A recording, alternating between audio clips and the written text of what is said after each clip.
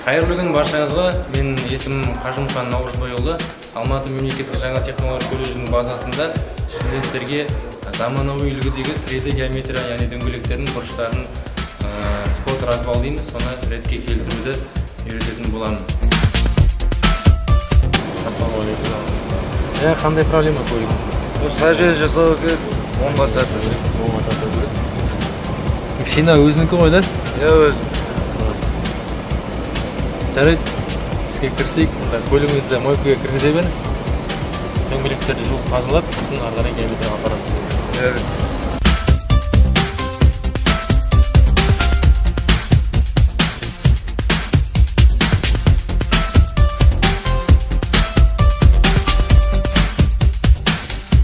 Қазір көлігіңізді дифференциалға қойып, өзіңіз іште отыратынбыз.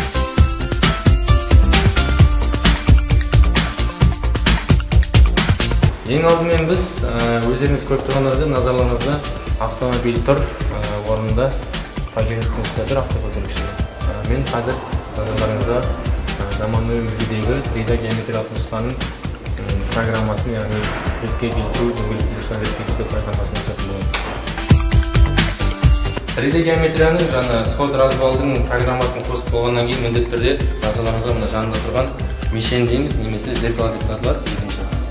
Әркім техникалық тілде негізінде бұл мишень деп аталатындықтан назарларыңызға осыны ұсынамыз. Мынау бізде алдыңғы дөңгелекке қойылатын мишень, мынау артқы дөңгелекке қойылатын мишень. Шығамыз дөңгелек. Бұл дөңгелектің дискісіне бекітіледі. Дөңгелек дискісіне бекітілу барысында ең алдымен мынау дөңгелектің дискісінің жанында арнайы наглаз дейміз, яғни көздің көлемімен реттеп тегістеп қоямыз. Одан кейін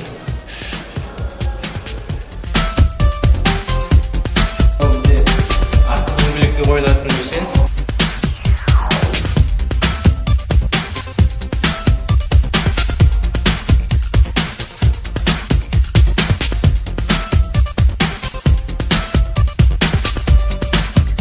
Қазір дөңгелектердің мишендерін қойып шықтық.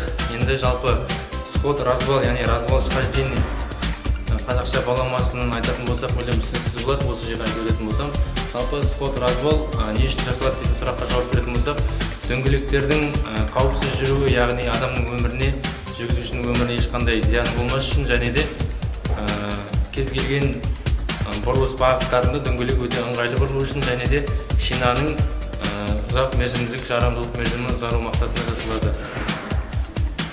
Дөңгелектің мишендерін қойып болғаннан кейін мына батырманы басамыз, измерение, яғни измерение бағыттаймыз. Одан кейін окей батырмасын басып арқылы мына жерден көліктің маркасын таңдап аламыз. Назарларыңызға бірнеше көліктің маркасы тұр. Бізде тұрған қазір Lexus автокөлігі. Lexus'тың ішінде бұл RX 300, яғни RX 300.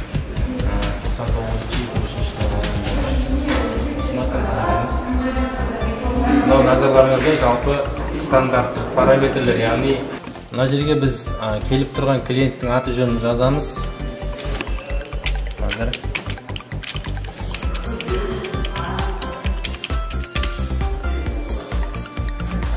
фирма АГКНТ деп қоямыз. Адрес, клиенттің адресін жазамыз. Мына жерге автокөліктің номерін көрсетеміз. Енді бұның маркадағы көліктің номері.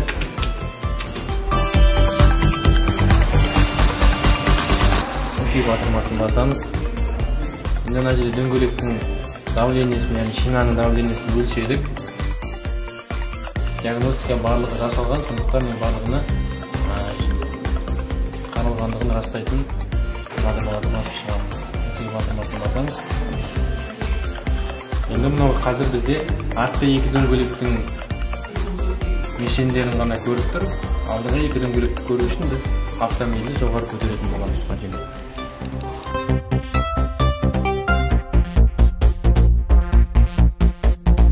Компьютер өзі барлығын көрсетеді. Стрелка бойынша біз дөңгелекті, яғни автомобильді орнынан ары бері қозғалтатын боламыз, алдыға және артқа.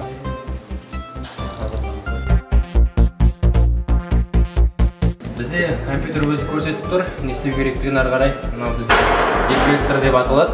депрессорда педаль тормозға қоямыз, одан кейін креплелерді босатып, алдыңғы және артқы креплелерді босатып, дөңгелекті еркін қозғалатын жағдайға жеткіземіз қазір.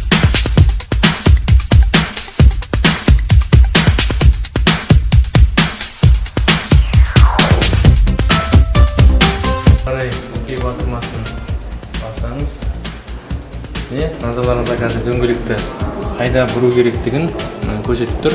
Солға қарай қызыл шарикті көрсетілген деңгейге дейін апарып көрсетуіміз керек. Бұл нәрсе міне көліктің ішінде отырған жүргізушіге лазер арқылы көруге болады бағыт бойынша.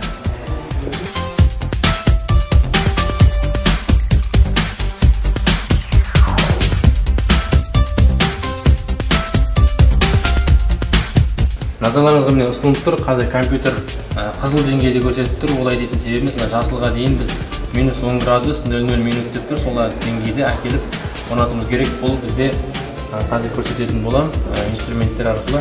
Яғни артқы дөңгелекте де, алдыңғы дөңгелекте де бізде бұрыштық ауытқулар бар қазір.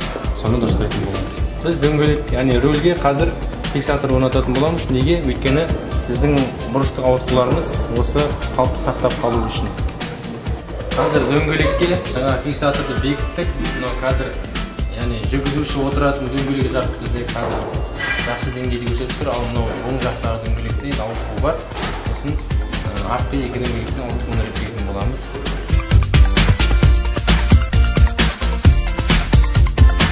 Бізде артқы дөңгелектің яғни развал рычаг развал дейді. Сол рычагтың гайкаларымен болты бұрау арқылы бізде қазір босату арқылы артқы дөңгелектің бұрыштық ауытқуларын реттейтін боламыз. Отырған жаңағы рычагты, яғни развал рычаг дейді, осындай рычагты ол жағынан бекітіліп тұрған босатып аламыз. Назарларыңызға көрдіңіздер, артқы дөңгелектің геометриясы яғни бізде развал қалпына келді. Енді бізге бекіте берсек болады.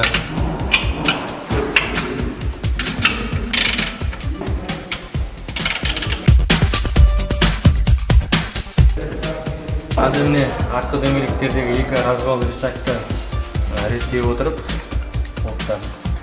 құрай отырып, қалпына келтірдік. 12 градус. 0 градус 12 минут көрсетті қазір. Енді екеуі дұрыс. Енді қазір алдыңғы дөңгелектің рулевой рейкасындегі контргайканы босатып, скользяйын қалпына келтіреміз. Мына тұрған қазір рулевой рейкадағы контргайканы босатамыз. Контргайканы босаттық. Мына тұрған рулевой рейканың өзін келтіре отырып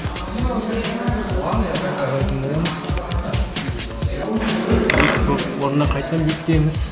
Артқы дөңгелектің ауытқуын нормадағыдай 0 градус 3 минутпен 0 градус 6 минутпен қойдық. Алдыңғы дөңгелектің ауытқуы 0 градус 3 минутқа дейін келді. Жалпы екеуінің суммарный қосылса алатын болсақ, артқы дөңгелектегі 0 градус 9 минут, алдыңғы дөңгелекте 0 градус 13 минут көрсетті. Окей батырмасын жасаңыз.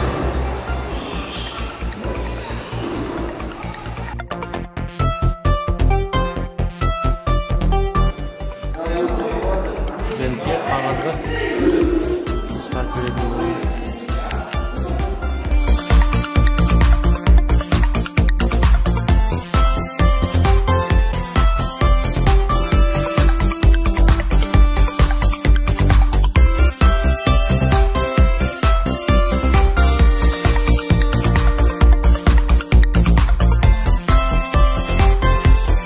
Бізде Lexus автомобиль экспресс өзіңіздің көлігіңіз міне.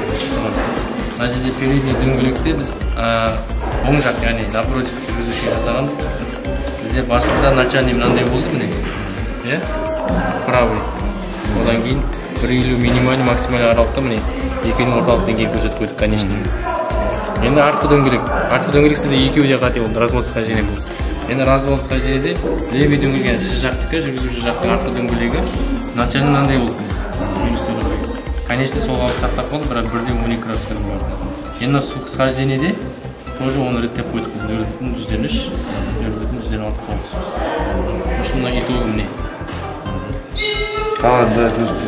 Қалғандар өзінің нормативтерді сақталған.